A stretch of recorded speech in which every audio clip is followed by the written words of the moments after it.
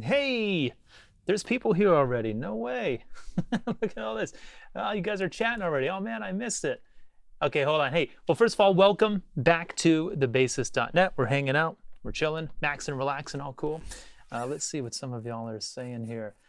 Welcome, early birds. Yes. Yeah, everyone here for the countdown. Let's see who we got. Bluefoot's here. Hey, how's it going? My wife, of course, Sarah. John Tate, nice to meet you. Ah, man, that squeaking sound is killing me. Hold on, let me.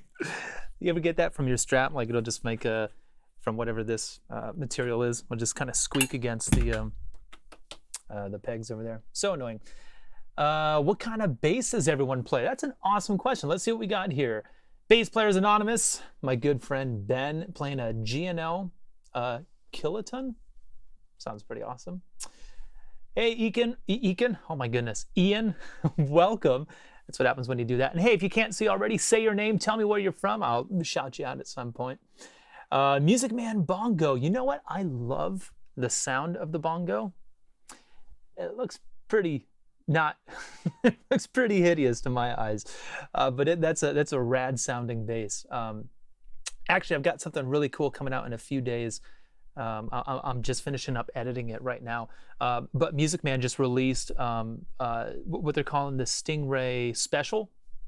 I had one here at the studio for a couple of days, and so I played some music with it, took it out for a few shows, and did it like a whole review video on it.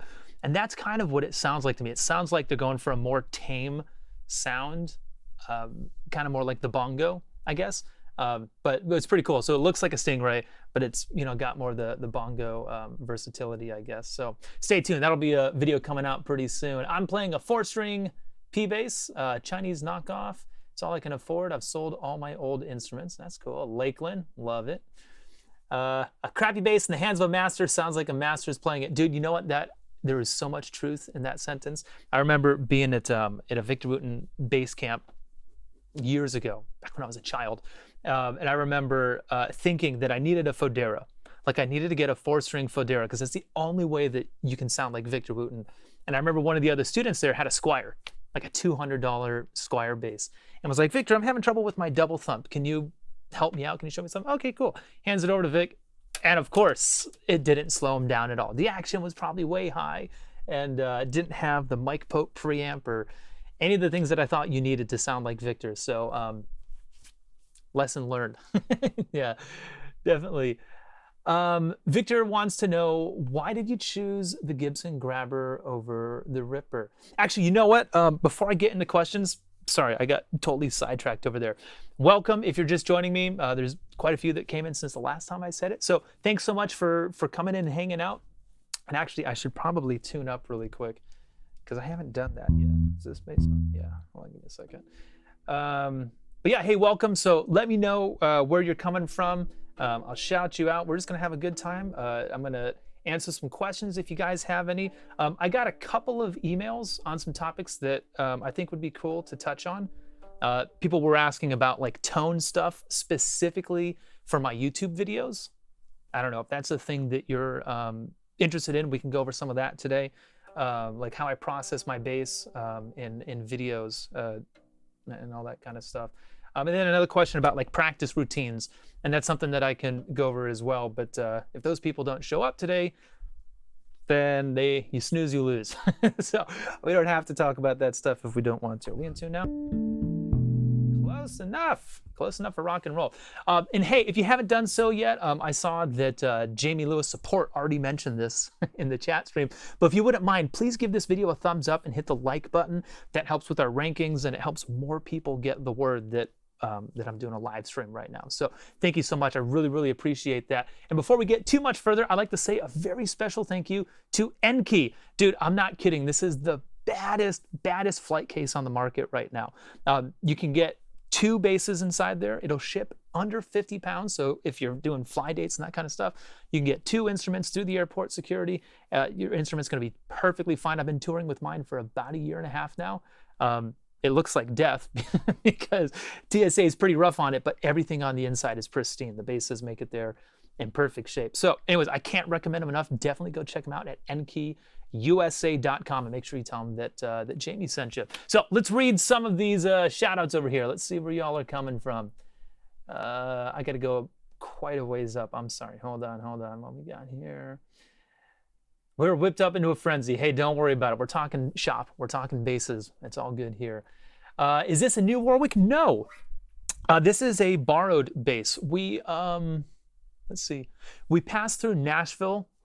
Oh, I was on tour last month. I can't believe it was almost a month ago. But yeah, the entire month of March, I was on the road. And one of our last days was in Nashville.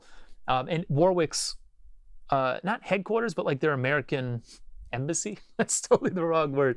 But like where the U.S. business section, that's in Nashville. So I stopped off because I have a lot of friends that work for Warwick, and they let me borrow 2 basses. This is a 5-string, I don't even know. What's it say on it? Hold on. Streamer Stage 2. That's what this one is. So I've been gigging with this pretty regularly here in town and filming lots of videos with it. And then they let me borrow this one as well. This is a thumb bass of some sort, and both of these are like their super custom shop. What do they call them? Like mastercrafted? I don't know. So there's something on the back, handcrafted in Markneukirchen, Germany. Master built. That's what they're called. So yeah, dude, both of these basses are really insane. I'm thinking about taking one like this out on the road next time with Shim, because.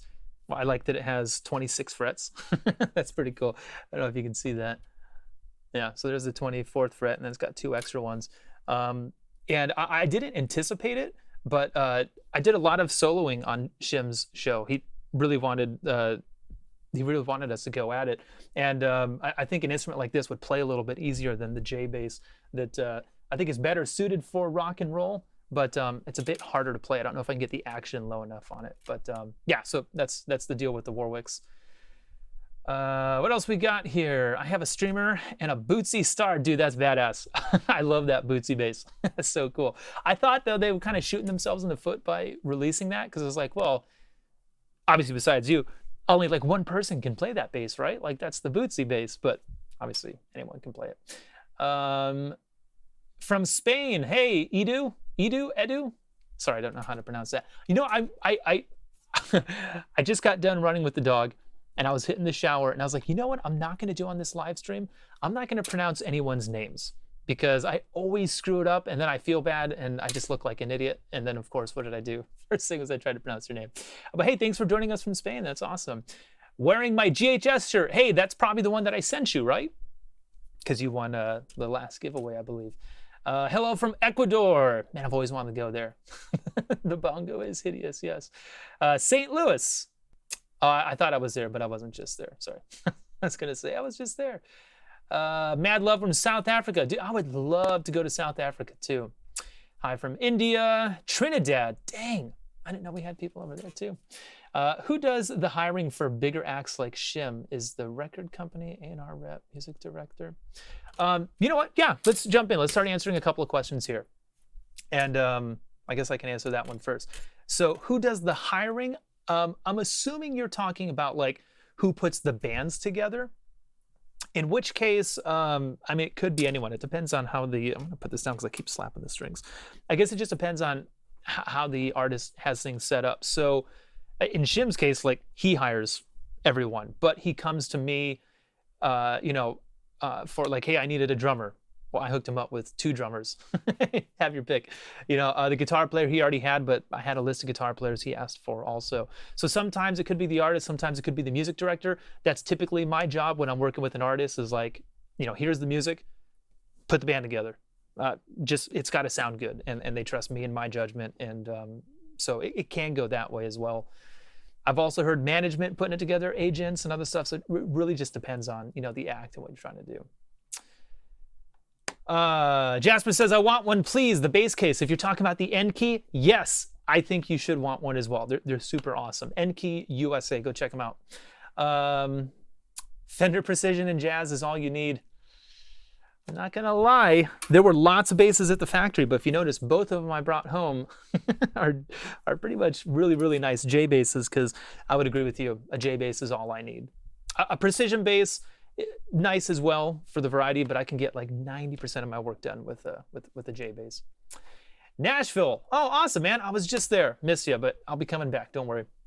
Belgium. Dang. That's a long ways away. I'm going to be in Germany next month, or sorry, in June. Still working on it. There's this really cool event. I guess I can talk about it. There's this really awesome event called Thomann Gearhead University. For those of us here in the States, we don't really know what Thomann is. They're like the Sweetwater or the Guitar Center of pretty much all of Europe. So they do this event that was very similar to GitCon. So it's a bunch of YouTubers. Nathan Navarro is going to be there again. Who else did I learn is going to be there? Shoot, I've been talking to a bunch of friends that I met back at GitCon. So a lot of us are getting back at this other event, and it's going to be very similar. Just a bunch of YouTubers and a bunch of companies, and 3, 2, 1, go. So you'll see a lot of videos from that. You'll hear a lot of podcasts. And hey, actually, speaking of the podcast, you guys have to check out this episode right here. Episode 51 with a woman named Black Belt Granny. If you've been following me on social media, I've talked about it quite a bit, but this woman is 85 years old, and she just got her third degree black belt. It's literally, she's the most amazing person I've ever met in my life. One of the most incredible conversations I've ever had, because like I woke up in El Paso, Texas the day after our last show, and this woman's cooking breakfast, and I have no idea who she is. And within like 5 minutes of talking to her, it's like, whoa, hold on. I'm going to come back with a podcast rig. We're going to talk for like an hour and a half. I know you don't know what that is, but I have to talk to you, because someone who's got 3 black belts, they just got the 3rd one at 85, and her doctor told her, was like, I know I'm giving you a lot of information here, but her doctor was like, you can't wrestle anymore. You can't grapple, and you can't get hit in the face because you're too old. And that's one of the things she was depressed about. At 85, she couldn't get hit in the face anymore. Anyways, I'm sorry, I digress. An amazing, amazing podcast. So definitely go check that out. And something else you may have missed at the YouTube channel is this right here. I did a product review on something called the Backbeat. Actually, that was that loud thump that you heard a second ago. This thing is so awesome. Check out this video if you haven't yet, but it's a personal subwoofer. Okay, so check this out. Really quickly, you plug your bass into here, and then out of your bass, you go into your pedal board or your wireless unit or your DI or your amp or whatever you've got.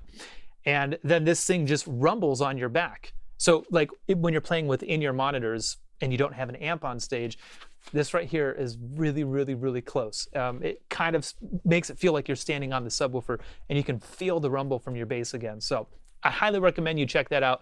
Backbeat, super awesome. All right, sorry. Now that I'm done digressing, let me get back to this question. What made me go off on that tangent? Hold on. What the heck? How did I get there? I don't even remember. Okay, hi from El Paso, Texas. Same thing, man. I was just there literally like a month ago, but I guarantee we'll be back. El Paso was a great town for us. Another from India. Dang. And what else we got here? Wow, 26 frets. Yep, they apparently go that high. Okay, oh, you know what? Sorry, there was a question way earlier that I totally skipped over, and it was about the Gibson versus the Ripper. Okay, I'm sorry, I forgot who asked that question. I chose a Gibson Grabber. Let me back up. On the tour we were just on, I brought 2 basses, a J bass that was tuned in drop D, so D, A, D, G. And then for all of Shim's old music, all of that stuff was in drop C. So I had a Gibson Grabber that was C, G, C, F. And the reason why I chose the Gibson Grabber is because I'm a huge, huge Thrice fan. In fact, my single goal in life is to get Ed Breckenridge on the Bassist podcast, and then I'm probably going to stop. I take that back. I need Ed, and then I need to do Victor Wooten. And once I've got those 2, it's like, well, we're done. Mission accomplished. But I'm just a huge, massive Thrice fan. And Ed plays a Gibson Grabber, and drop C pretty much has exclusively since like 2003, The Artist in the Ambulance, which was a big record for me. That's the year my wife and I started dating. That was a really, really good album, good year, good time for music. And so the Gibson Grabber is just a very nostalgic bass. Every time I pick it up and I play it, I feel as cool as Ed does. So that's the reason why. It has nothing to do with tone. I've never even played a Ripper. I know they look similar, different headstock, but other than that, it's just the Grabber. If it's drop C, has to be the Grabber. That's the only option for me. Hi from Poland. Hey, I am like half Polish. Never been to the motherland though. One of these days. Tim Foster, Alito, rhymes with Toledo, Texas. All right, cool. I like it. That made it easier. If you tell me what your name rhymes with, then maybe that'll help me pronounce it. Something like GitCon. Yeah, that's what we were talking about. Does she play bass too? I'm assuming you're talking about my wife. And the answer is, well, actually, I mean, no, she's not a bassist, but she can play. Sarah, I don't know if you're still watching, but geez, I don't know. Do you remember 10 years ago? 12 years ago, we were hanging out in my parents' garage. They had a recording studio, a jam room. It's the reason why I have a studio in my house is because growing up, we never had a garage. We had a recording studio, a band rehearsal room, and because my parents are musicians. But anyway, so Sarah was really into Muse at the time, and I showed her how to play this bass line. It was the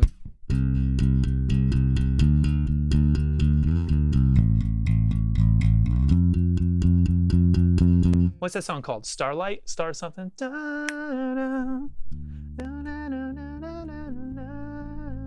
By the way, can you guys hear my bass? Is it coming through okay? I didn't ask yet. Let's check the comments. Sarah says, I don't remember any of it. Obviously, she doesn't.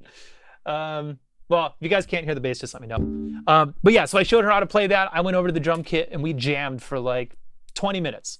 And that was the last time she probably played bass. So does she play? I mean, yeah, she can. But she does not.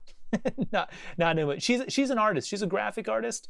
So you know, she's got the eyes. I've got the ears. Together we make beautiful music. That's not true. Where did we leave off here? Big fan. Fused band from Philippines. God bless you more. You too. Thanks for joining in. Killer podcast, dude. Yes, that was a fantastic episode. The one I was just talking about with Black Belt Granny. That was episode 51, which was a couple of weeks ago. Last week I had a dude named Chance Onity. He's a rad classical musician. And actually this week, some of you probably know her, Ariana Kapp is going to be on the, well, we already did the podcast last week, but it's going to go live this coming Monday. So definitely listen to that one too. She's freaking amazing and an unreal bass player, but it was a delightful conversation as well. Sorry, let me keep going.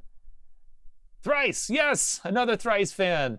They just released the anniversary vinyl of Artists in the Ambulance, which we need, but we already have, we have the original vinyl of Artists in the Ambulance, which actually I bought for my brother. It's a funny story. So I'm hanging out at my parents' house, and every time I go over to my dad's place, I steal a few of his records, and I don't tell him, because he's not going to know. And I'm really into collecting vinyl, so I'm slowly stealing my dad's collection. And I found a Thrice Artist in the Ambulance that was still shrink wrapped. And I realized when it came out, I bought it for my brother for Christmas, because I used to work at a record store called CD City. The only job I've ever had. I normally tell people I've never had a job before. Technically, I worked at a record store, but no, that wasn't really a job. And so I bought this for my brother for Christmas, and then it just went in my dad's record collection, and he never apparently opened it, never listened to it, so I stole it. I stole his Christmas present back from like 15 years ago. Anyways, love the Thunderbird. You know what? I love the look of a Thunderbird. I don't like playing them because they have this massive neck dive problem. It's a very poorly balanced bass, so they sound freaking rad and they look so cool, but unless it's just like a straight chugging rock groove kind of band, I wouldn't want to play one because they're so hard to play on. But you know, I take that back. My grabber is also very difficult to play on as well, so I'll probably make that sacrifice when the day comes. I think they were talking about Black Belt Granny. Oh, does Black Belt Granny play bass? I probably got confused. No, she's not a bass player. Just a third-degree black belt, dance instructor. What else did she do? I don't know. That was a month and a half ago when I did that podcast, but still amazing. Go listen to it. Everyone says, sounds great. Cool, you can hear the bass. Now Sarah just takes pictures of Dracula. That's our dog, who, by the way, if you're on Instagram, go follow Dracula. At GoodBoyDracula, I think is his handle. He has half as many followers as I do. And Sarah, correct me if I'm wrong, he's got 2 sponsors now? My dog has 2 sponsors. That's how badass he is. So, anyways, you can go do that too. I just bought her book. Oh, Ariana's book. Yeah, Ariana Kapp, she has a book called Music Theory for Bass Players, I think. It's something along those lines. I have one. It's right downstairs. I would go grab it if I wasn't connected with a bunch of cables and stuff. But yeah, rad book. Definitely go check it out. She's brilliant, dude. What else we got? Hi from Russia. I'm looking at your name. I don't even know where to start. I love looking at Russia. It's such a crazy looking language to, you know, the characters, the letters and stuff. Thunderbird is also very heavy bass. Yeah, you're totally right. You wish your hands were on this Warwick. Well, in a couple weeks, it'll be back in Nashville. So if you want to go play it, just call them up. But yeah, this is a badass bass. Apparently, I think it's swamp ash, a swamp body. It's very heavy. That looks like a zebra wood top. You know, this is actually really funny. I didn't realize this. I don't know if you guys can see this, but look at the inlays. These inlays are huge. Like, I'm talking about these side dots, sorry. They're very, very big. And they also glow in the dark, which is so strange. So like I was playing on stage and the lights go down, and I look down and my bass is glowing and I was like, oh shit, I didn't know that it does that. It's so freaking cool. But those inlays were so huge.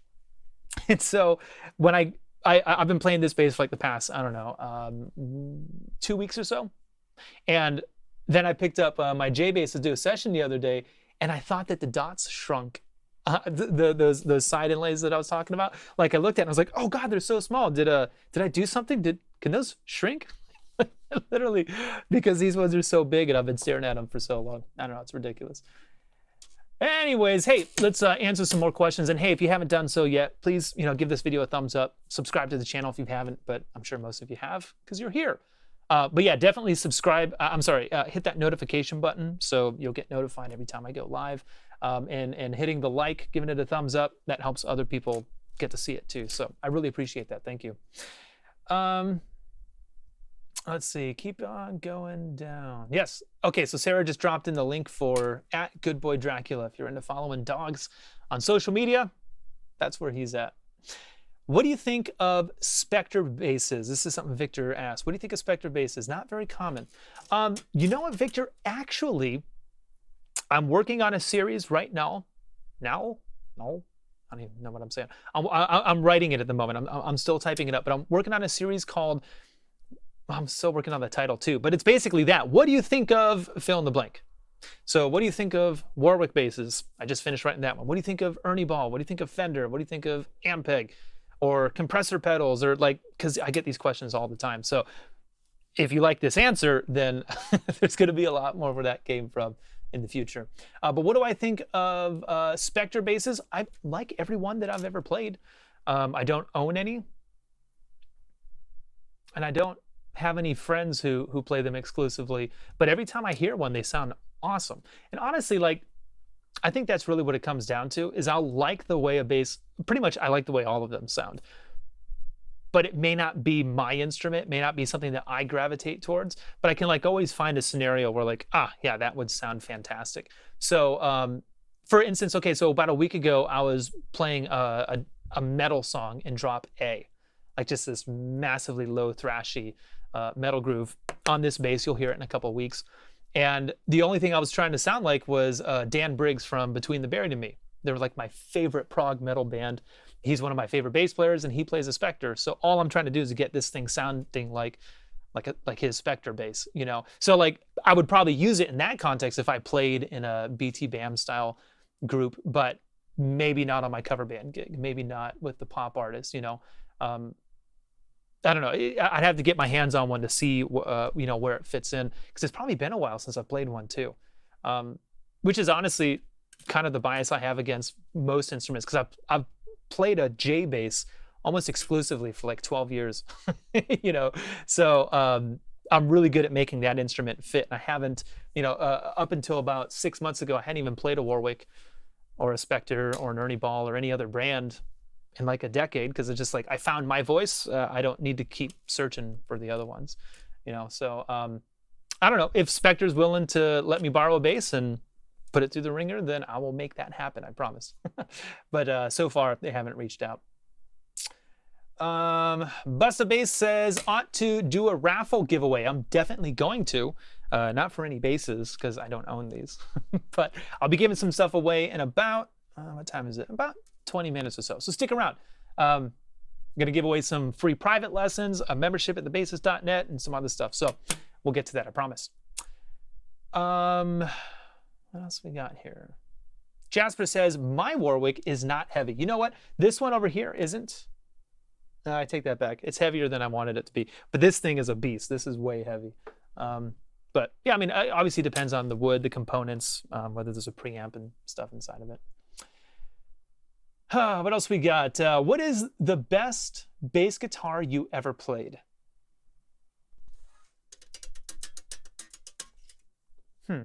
Well, I would just have to define the word best, right? So if you're talking about what's the smoothest playing instrument, that would be my signature 5-string Torillo tenor bass. It's so easy. It's a 33-inch scale, so it's a little smaller. It's a 16-millimeter spacing, so the strings are a little bit closer together, and it just plays like butter. And no matter where you are in the register, it's perfect. That's one thing I don't like about this instrument is you'll see, can I show that in this angle? Yeah, like that's as high up as my fingers go. I can't get to these 2 frets without having to like do something funky with my technique. I just don't really like that. But with that bass, I mean, no matter where you are on the instrument, and the taper here at the neck and heel joint, it's perfect. But it's my signature bass. Obviously, I designed it to be that way. So that's probably the reason why I think that's the best instrument I've ever played. But like when it comes to just like chugging 8th notes on rock music, man, either a P bass or a J bass with the front pickup and some stainless steel strings, which aren't my sound either, but it's perfect for rock and roll. An old 60s P bass with flats, also absolutely fantastic. And for several years, I owned a Fodera, actually.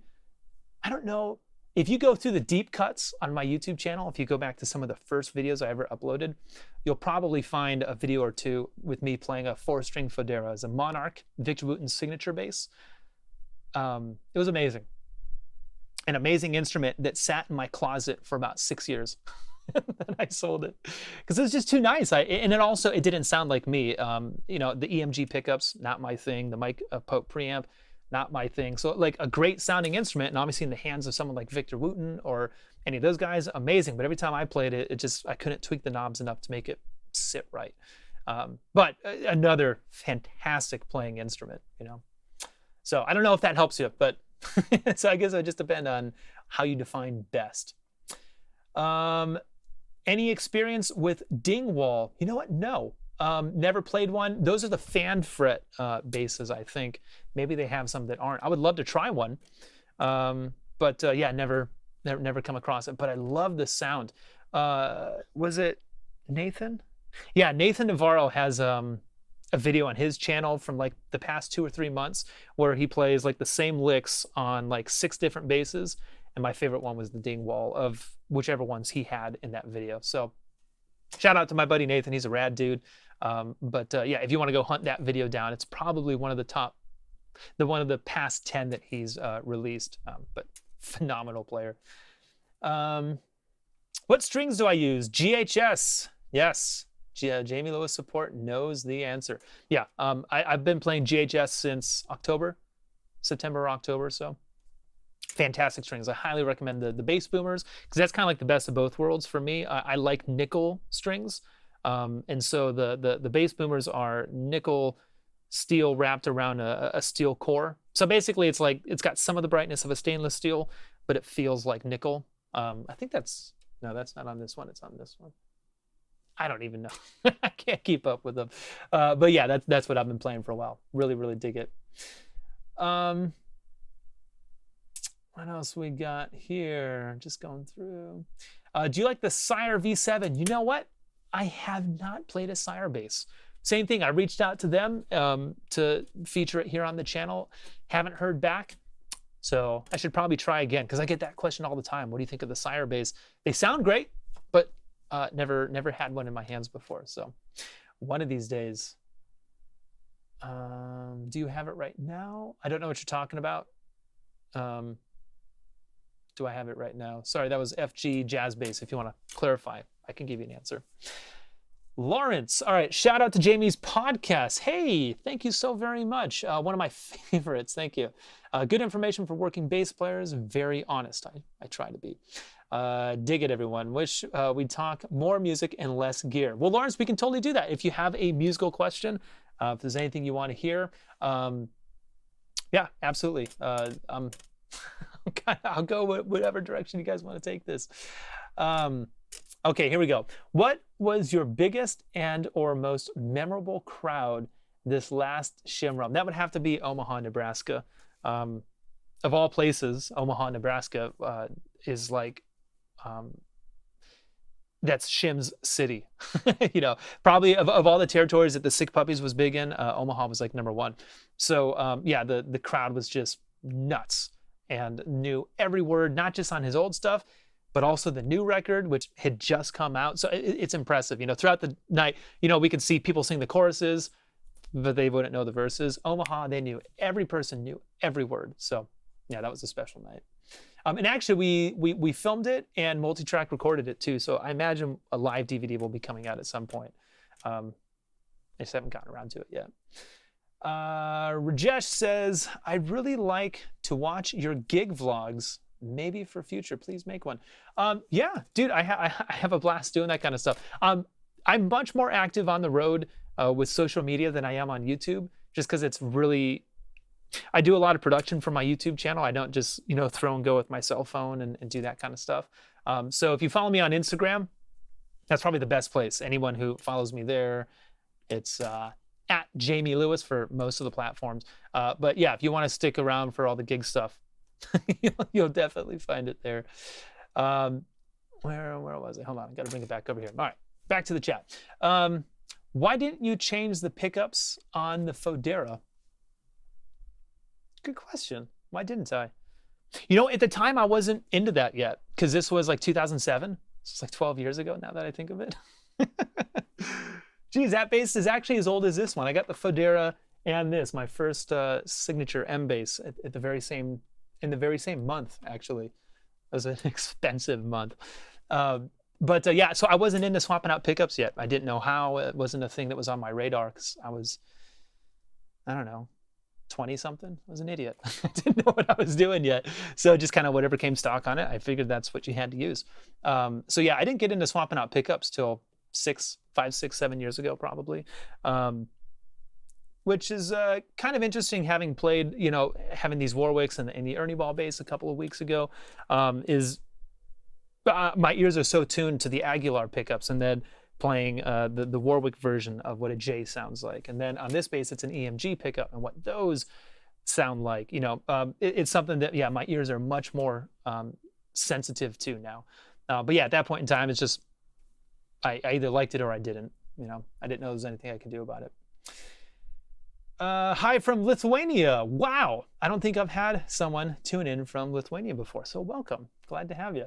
Love the creepy cellar videos. Yeah, actually, I turned that into like a full-on video that I put on YouTube one night. The rest of the band went out to see Captain Marvel, and I stayed home and put this horror movie together. Drop it here in case you guys haven't seen it. But yeah, so my wife and I, we don't go see movies without each other. So the band went out and saw a couple of movies. I stayed home and edited videos. Happily, I'm not complaining. But yeah, so this is what I did one of the nights. So I just put a link in there if you guys want to check it out to see what we're talking about. Nikita, am I reading that right? Says, hey, Jamie, any advice on getting an upright sound with an electric, apart from flat wounds and palm muting? Or playing near the neck pickup. You know what? Yeah, if I need to sound like an upright,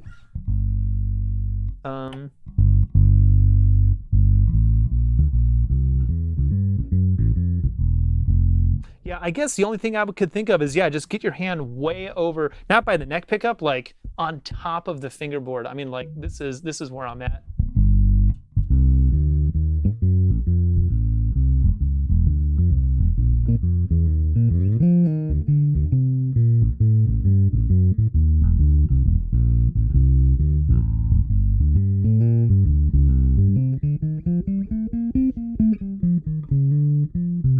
And you know what might help also is because I know you said flat wound strings. Part of the issue when you're trying to sound like an upright isn't just the warmth and the sound of it. I know that was real technical.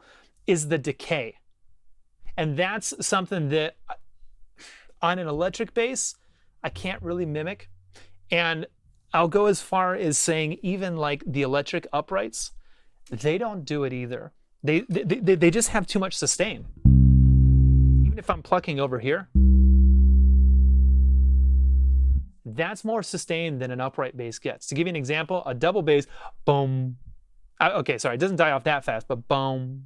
Like the note is gone and there'll be a little trail of it, but really by the time you're done plucking it, it's over. So the only way I could like think to emulate that, and it's been a while since I've had to. I'm an upright player, so if someone wants an upright, I just bring the upright. So it's been a while since I've had to try to play it on a bass guitar.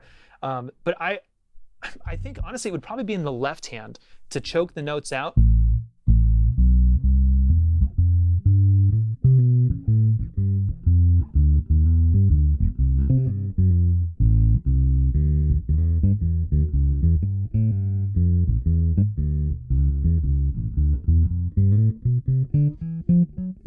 Okay, so it took me a while to, you saw it on my face. I was like, oh, that's not it. What the hell am I doing? So at the end, when I started to like walk up the instrument, I'm making all those notes staccato. Bum, bum, bum, bum, bum. I was putting space in between. I think that's probably, I mean, aside from the things you said, like, yeah, play flat wounds, move your hand up the neck, roll off all your top end. That's the first thing I did is I took all the treble out of this bass, is to create some separation with your left hand. And I know that can be difficult, especially when you're playing walking lines, you know, because if you lift your hand up, you're going to get sympathetic vibration. You're going to get overtones ringing out. So you want to try to mute, but you're having to play bum, bum, bum, bum, bum, bum, bum, because every note's a different one in jazz music. So I'm sorry, I don't know if that helped at all.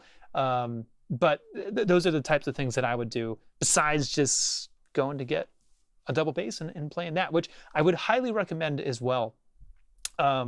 My degree is in classical double bass, and even though I don't play it very often anymore, I have adapted a lot of those techniques to the bass guitar, and it's given me a fresh perspective on playing my instrument. So even if you don't plan on being a jazz or a classical double bassist, go rent one for a couple of months. Hook up with a teacher, just take a few lessons. It's kind of like, I don't know, I mean, because it's not the same instrument as this. It's tuned the same, but that's it. Everything else about it, you might as well learn to play the saxophone. You know what I mean? Like it's that different of an instrument. That it's a different beast altogether is what I'm trying to say. And so kind of learning about where this instrument came from gives me a different understanding and appreciation for it, you know?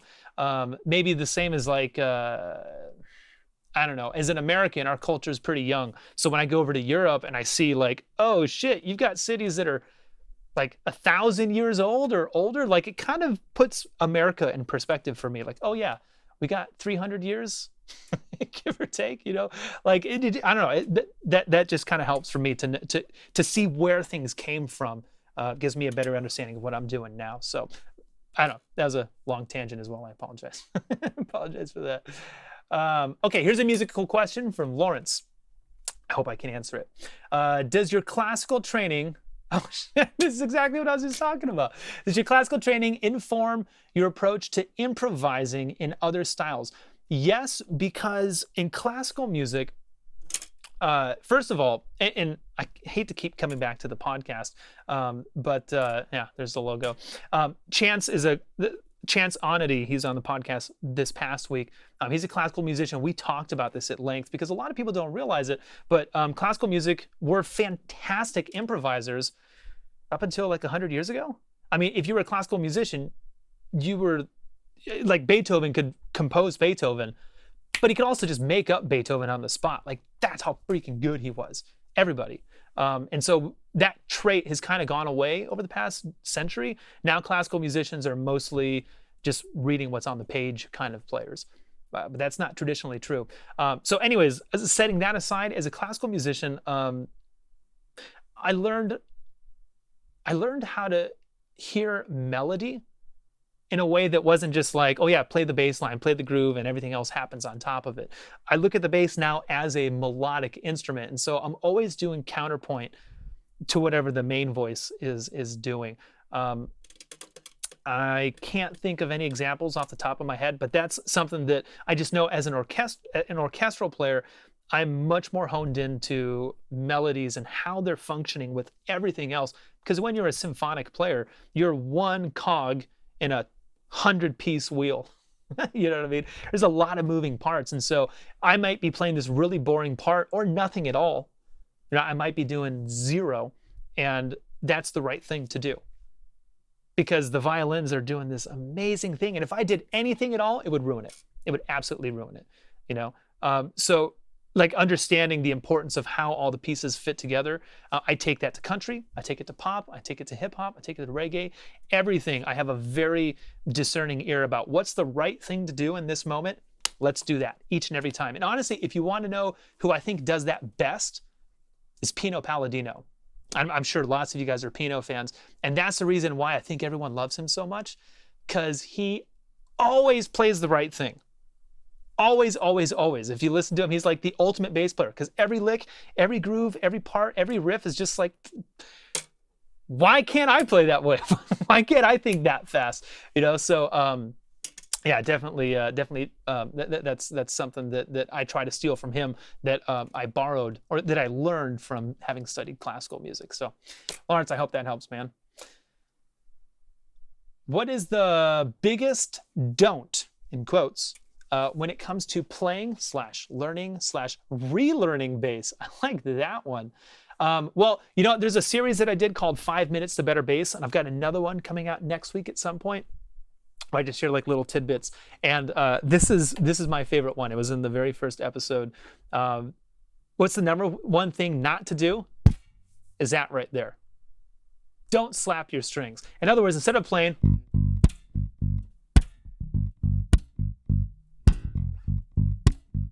like if you just pick up a bass and you start playing a groove, I mean, that's what most of us would do, because it needs to have that backbeat to drive the song forward. And that's fine if you're playing by yourself. But when you sit down to a band, no. Don't ever do that. You would play. I did it right there. I couldn't help it.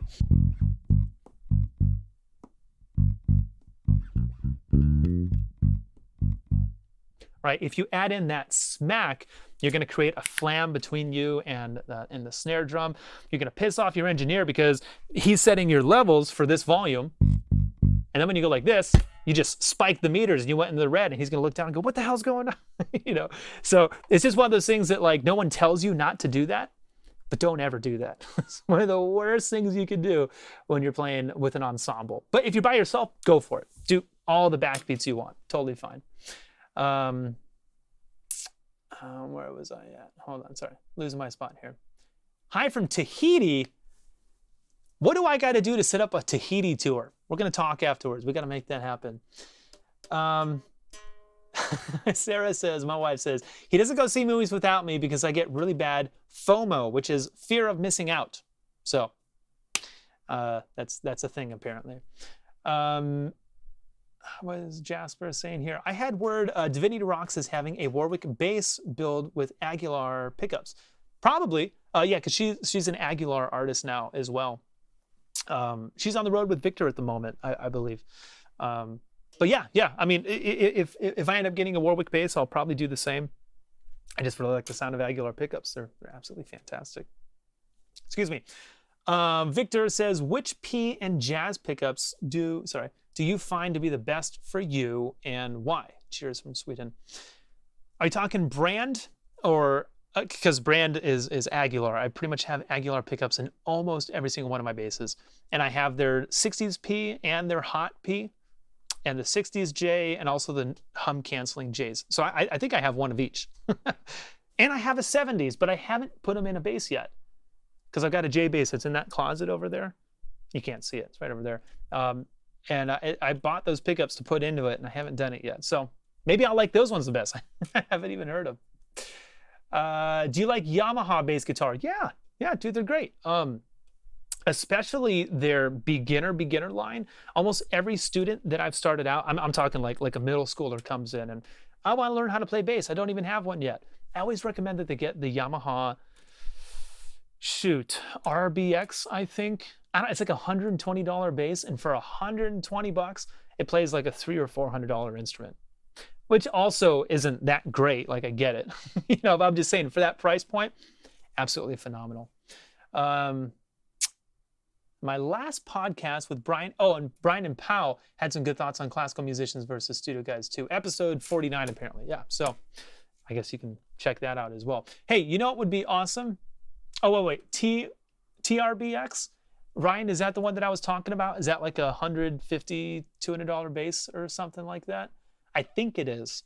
I'm pretty sure that's the TRBX, but I could be totally wrong.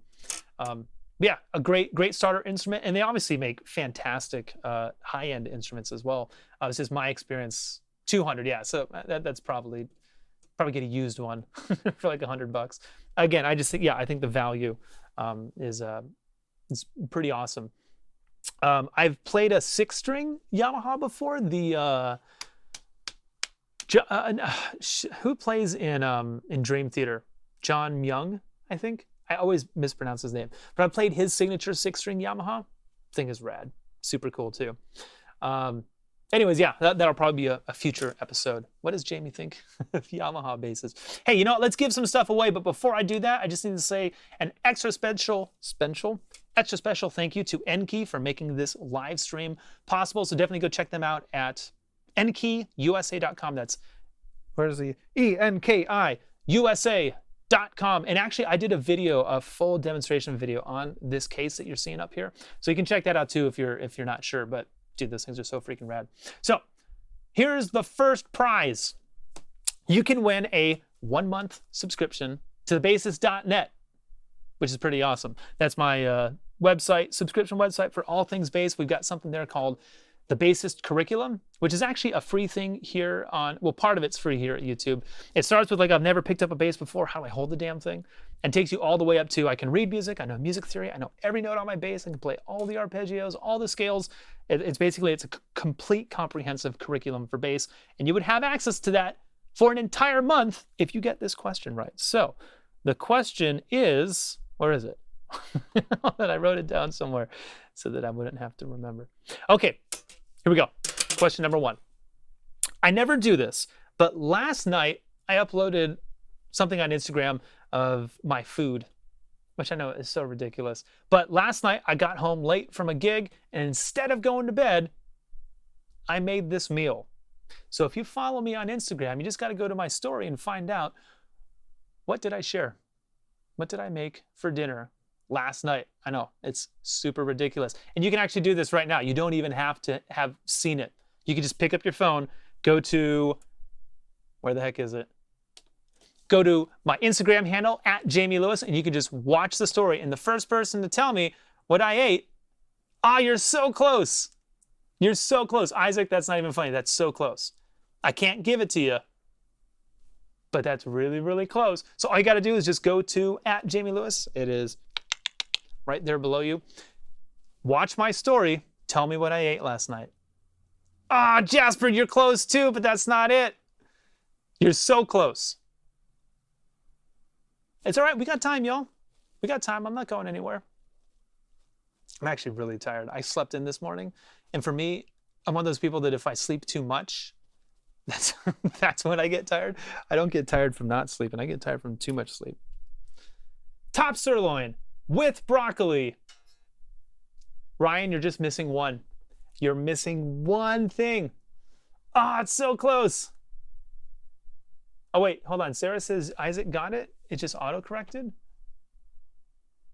And we were promised the recipe and the technique. You're absolutely correct. Okay, so I'm sorry. Isaac, Sarah's got your back. Apparently you got it right. Yeah, I had a steak, broccoli, and Brussels sprouts. So, and I said that I would share the cooking method. So Isaac, do me a favor, send me an email, jamie@thebassist.net, and I'll get you hooked up with your free membership. So yeah, here's how you cook a steak.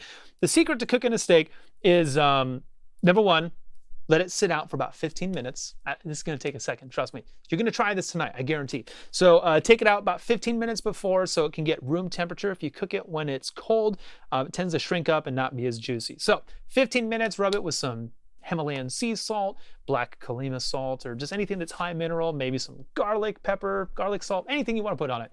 Let it sit for about 15 minutes and then get a cast iron skillet.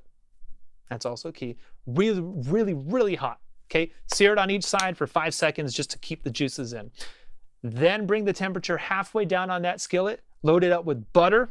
That's the most important part. And you do 2 minutes on one side, 2 minutes on the other.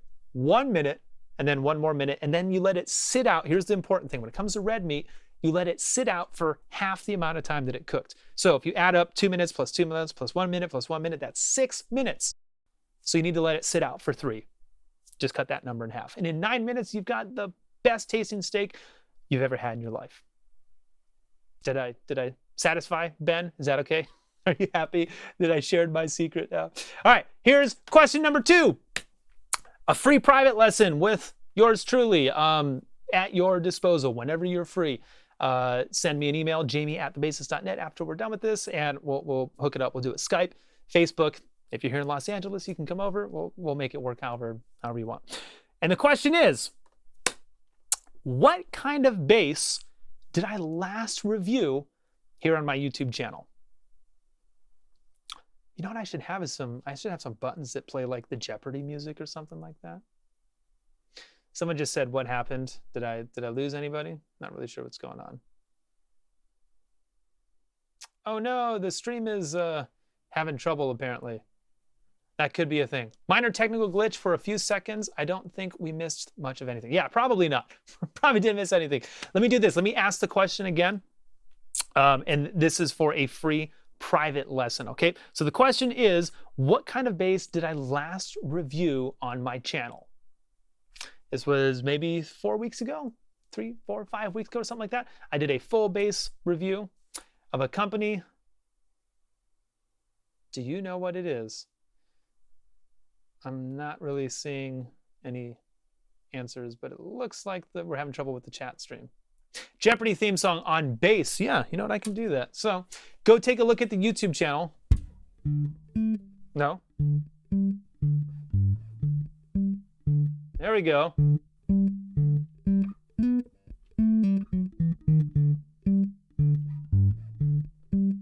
You guys already got it right. I just need to finish the song. Now we're happy. The answer is correct, Ryan. A Janowski SB5. To be honest, I forgot it was SB5. I just wrote down Janowski. But you get extra credit. So yeah, dude, Ryan, whenever you're ready, send me an email to jamie@thebassist.net.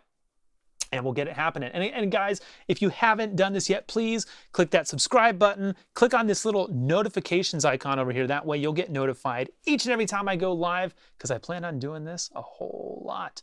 Question number 3. This is the last one, okay?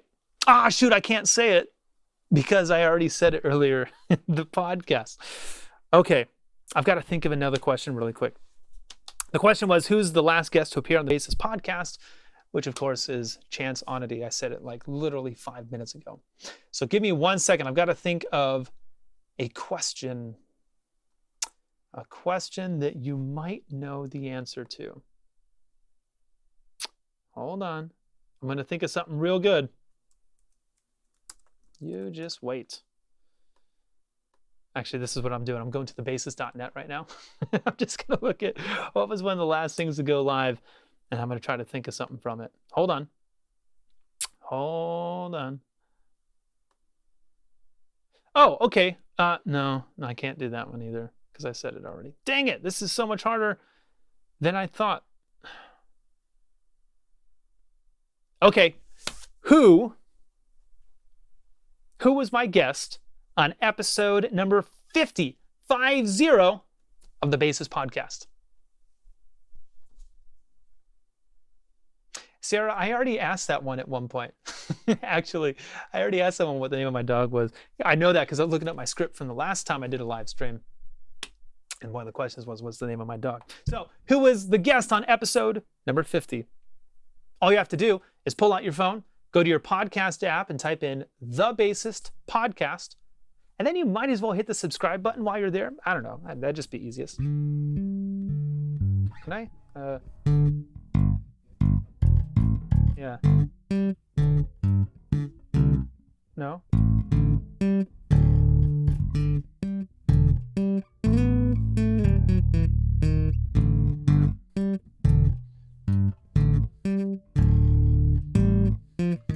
Ha!